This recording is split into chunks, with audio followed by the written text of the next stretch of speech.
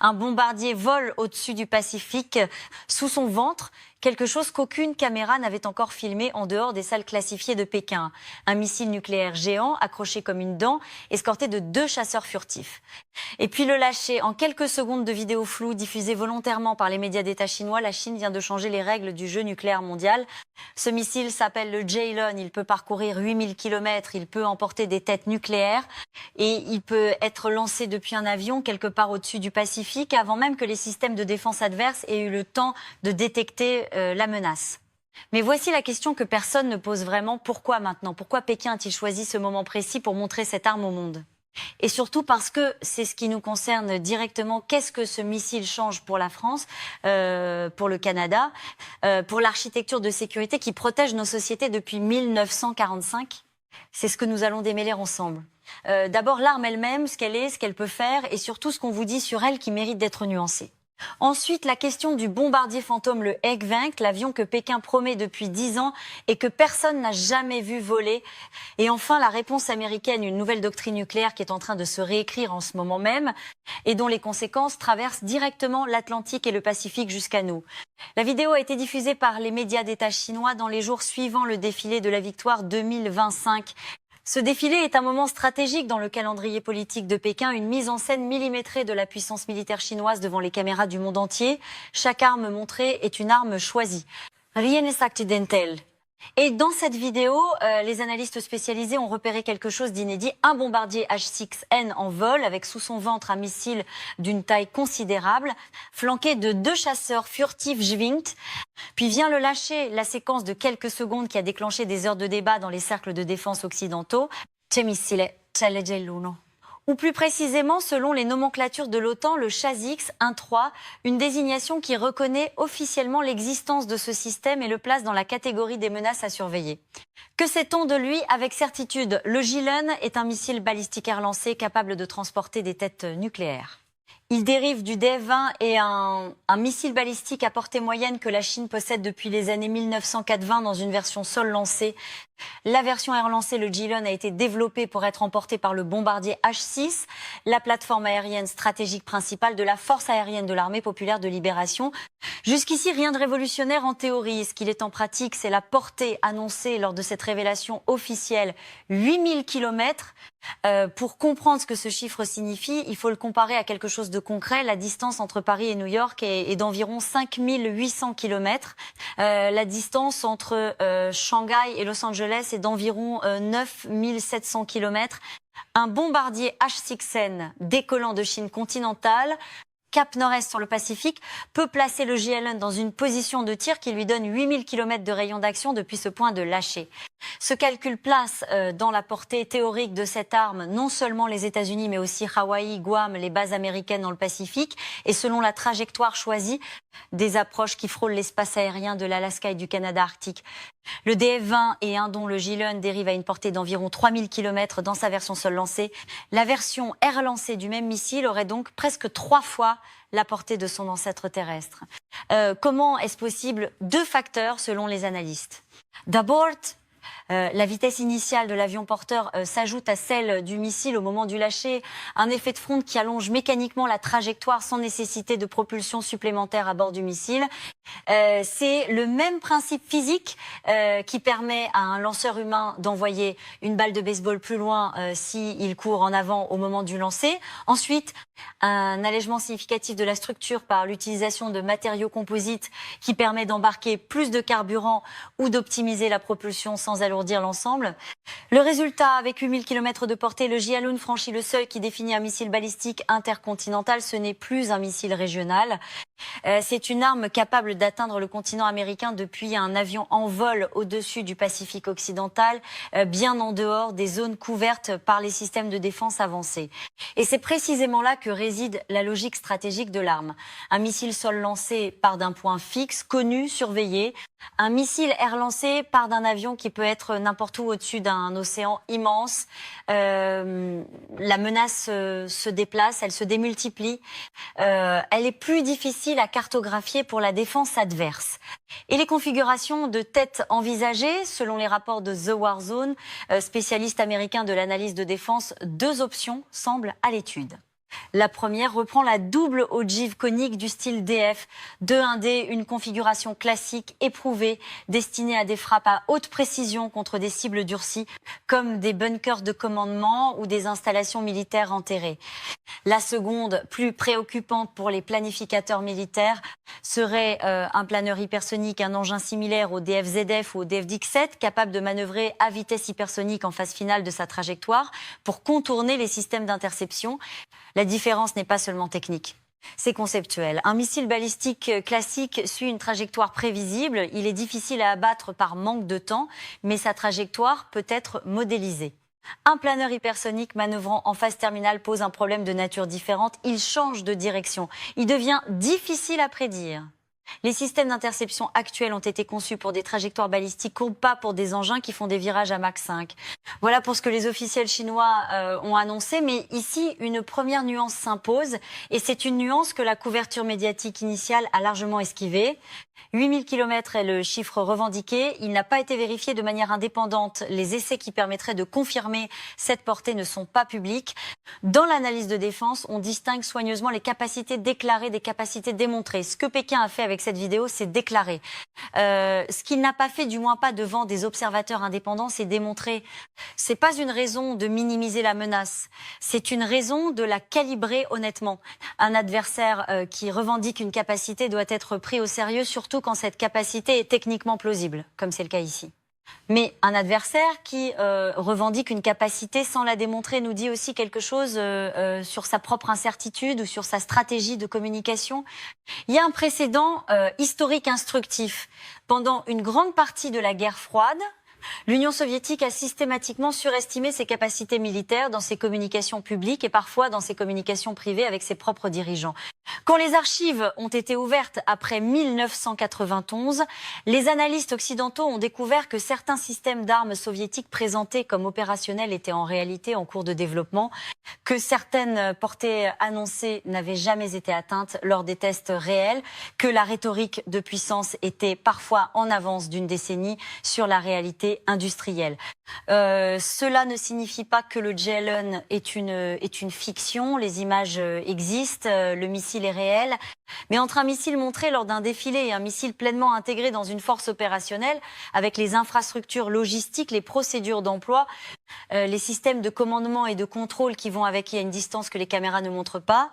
Et cette stratégie de communication, nous y reviendrons, parce qu'elle peut être plus importante que le missile lui-même.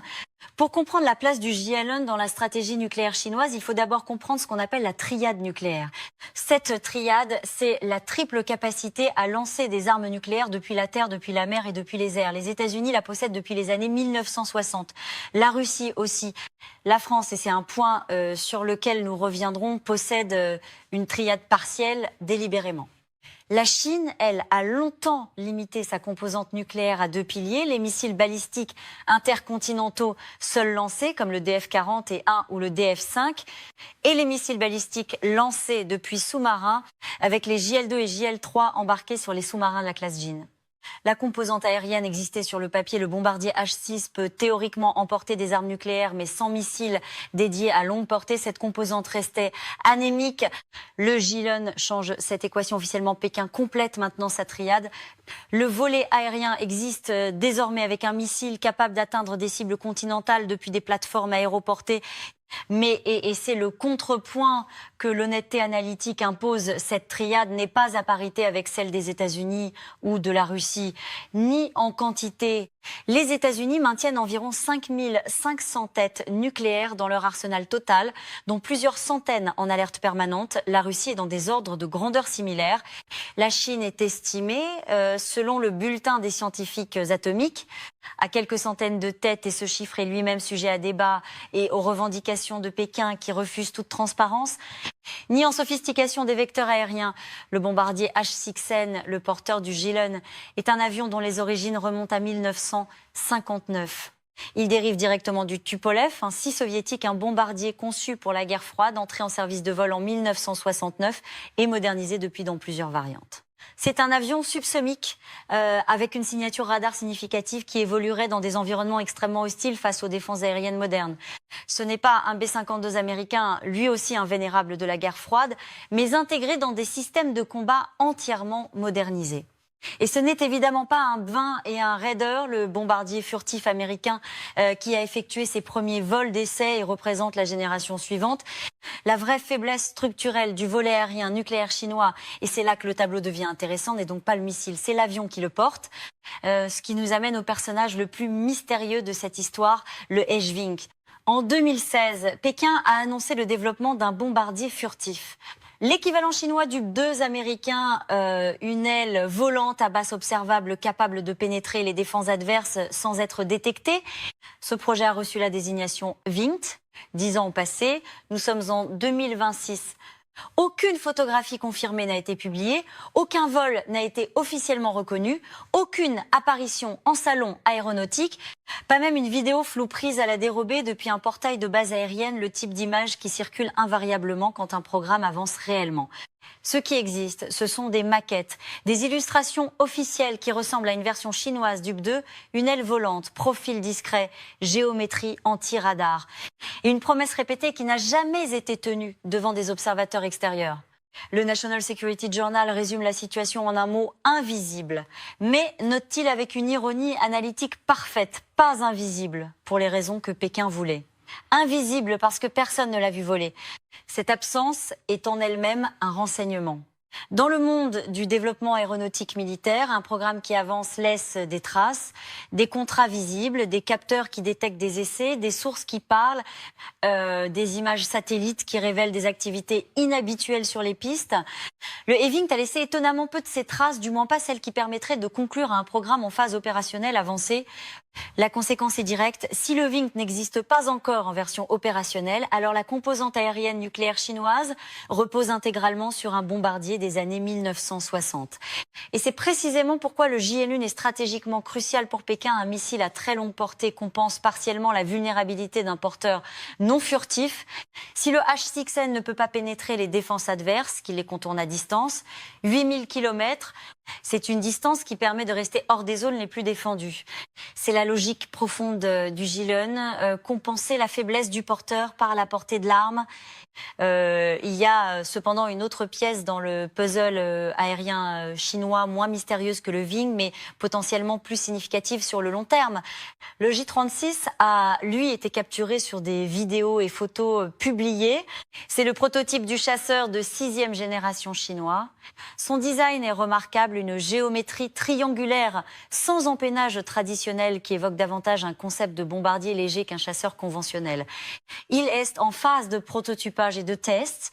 Ce que cette séquence JN montrait, Hwing invisible, J-36 capturé, révèle sur la communication stratégique de Pékin, c'est précisément ce que nous allons explorer maintenant. Revenons à la question initiale, pourquoi Pékin a-t-il choisi ce moment pour montrer le JN au monde ? La dissuasion nucléaire fonctionne sur un principe simple, elle ne protège que si l'adversaire la croit. Une arme secrète n'a pas d'effet dissuasif. Une arme montrée, en revanche, oblige l'adversaire à l'intégrer dans ses calculs. La Chine vient donc de faire une déclaration stratégique délibérée. Regardez ce que nous avons et tenez en compte, le timing n'est pas neutre. Nous sommes dans une période de redéfinition des équilibres stratégiques en Asie-Pacifique. Les États-Unis renforcent leurs alliances dans la région AUKUS avec l'Australie et le Royaume-Uni, Quad avec le Japon et l'Inde. La tension autour de Taïwan n'a pas diminué.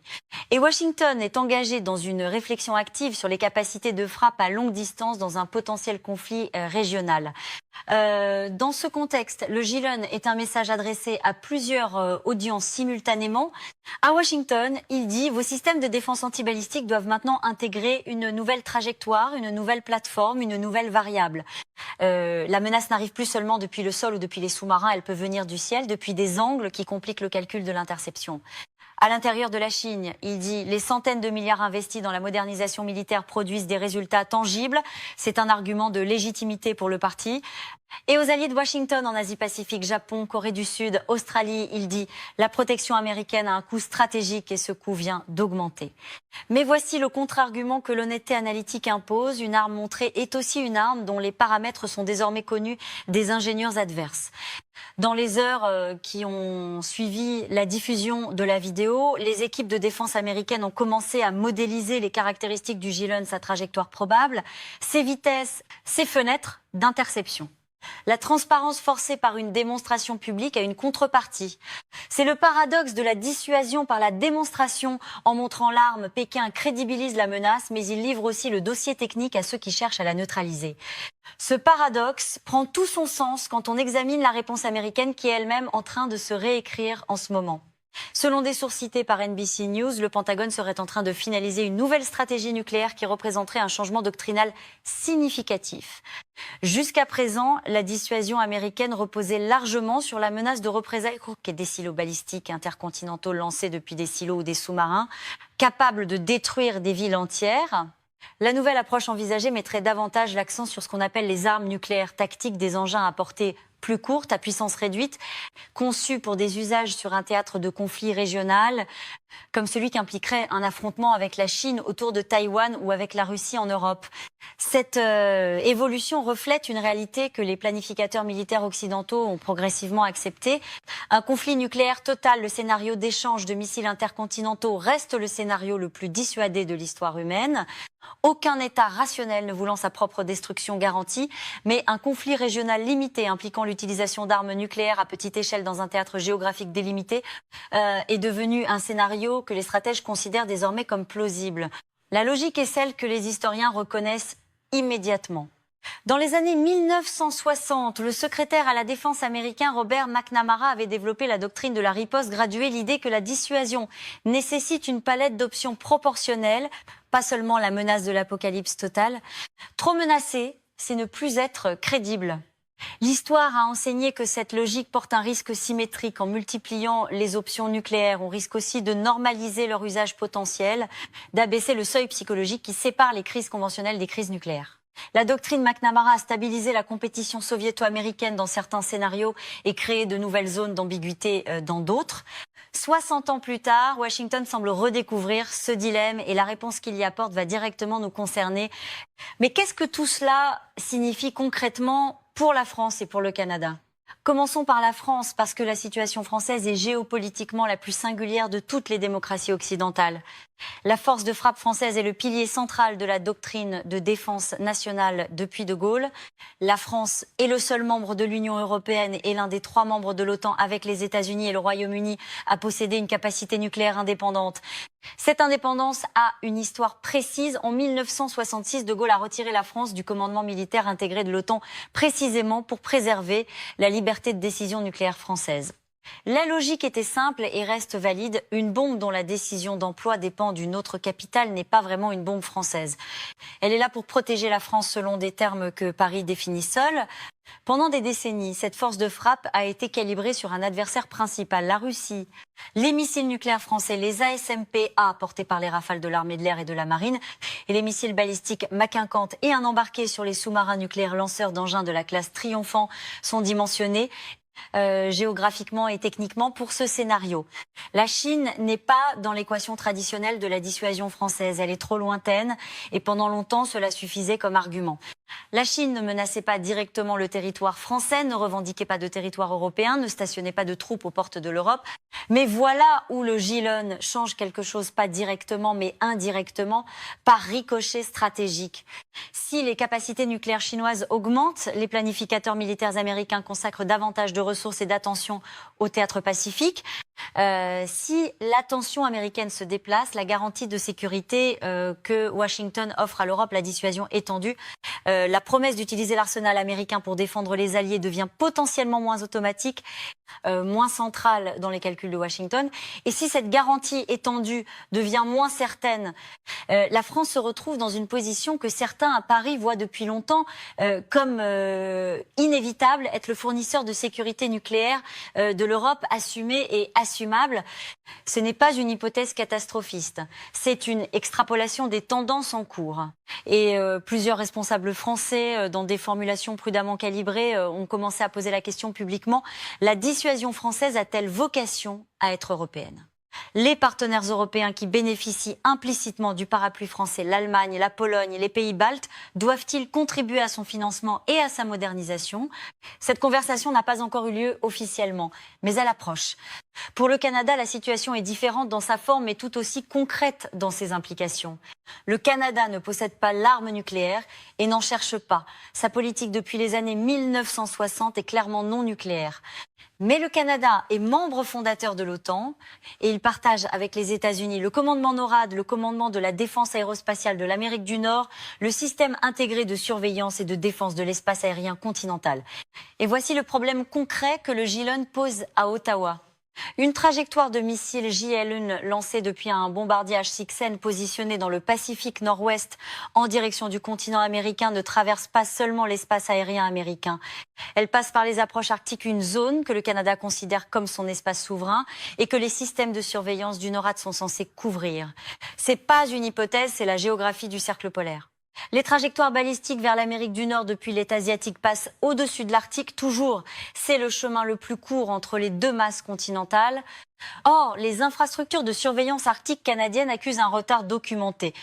Les radars du réseau NWS North Warning System ont été conçus dans les années 1980 pour détecter des bombardiers soviétiques volant à basse altitude. Ils n'ont pas dimensionné pour des missiles hypersoniques manœuvrant lancés depuis le Pacifique à haute altitude. Le gouvernement canadien a engagé une révision et une modernisation de ses capacités, mais les délais et les budgets alloués restent en deçà de ce que les experts en défense jugent nécessaire compte tenu de l'évolution de menaces. Le JLUN, dans ce contexte, n'est pas seulement un problème américain qui intéresse vaguement le Canada. C'est une question canadienne directe. Comment Ottawa remplit-il sa part du partenariat NORAD face à des menaces que ses équipements actuels ne peuvent pas détecter efficacement ? Revenons maintenant à là où nous avons commencé. Un bombardier au-dessus du Pacifique, un missile sous le ventre, une vidéo de quelques secondes diffusée volontairement par Pékin au moment choisi par Pékin pour un message composé par Pékin. Voici ce que cette vidéo dit vraiment et c'est plus subtil que le titre de la démonstration nucléaire. La Chine n'a pas besoin de montrer le JLUN pour que ses adversaires sachent qu'elle développe des capacités nucléaires. Cela, tout le monde le savait déjà. Ce que Pékin a fait, c'est choisir d'entrer officiellement dans le club des puissances à triade nucléaire complète, du moins officiellement. C'est un statut, une déclaration de rang. Mais derrière cette déclaration de puissance, les silences sont tout aussi parlants. Le Vingt, le bombardier qui devrait porter cette force aérienne nucléaire vers l'avenir, reste introuvable après 10 ans de promesses. La triade chinoise existe, mais elle repose encore sur un avion de 1969. Et la portée du JL, si impressionnante qu'elle soit sur le papier, n'a pas été démontrée de manière vérifiable.